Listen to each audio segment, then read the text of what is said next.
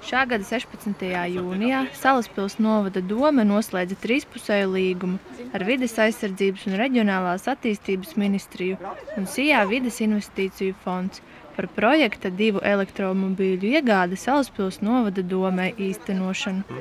6. oktobrī pie Salaspils novada domes interesantiem bija iespēja aplūkot jaunos elektromobīļus. Plusi ir 2.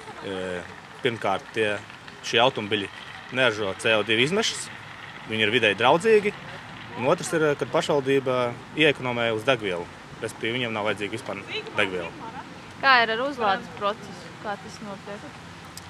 Uzlāde ir iespējama 2 veidos, vai no ātrā uzlāde, vai lēnā tā saucamā.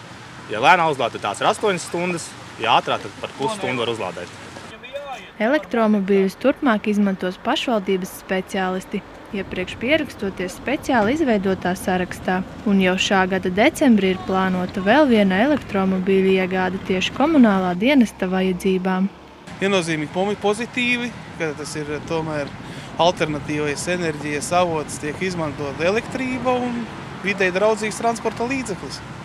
Kā ir, vai jums pašiem arī ilgtermiņā paredzēta šāda? Jā, komunālajam dienestam arī ir viens transporta līdzeklis. Noslēgts līgums par vienu transporta līdzekļu iegādi, kas notiks decembrī. Tad mēs varēsim dalīties ar savu pieredzi, kā mums ar viņa eksploatācijā veicās. 2 elektromobīļu kopējās izmaksas bija 50 600 eiro, no kuriem 37 000 eiro finansēja klimata pārmaiņu finanšu instruments un atlikušos 13 600 eiro finansēja Salaspils novada dome. Sintija Lukša, Jānis Akmeņkalns, Ogres televīzija.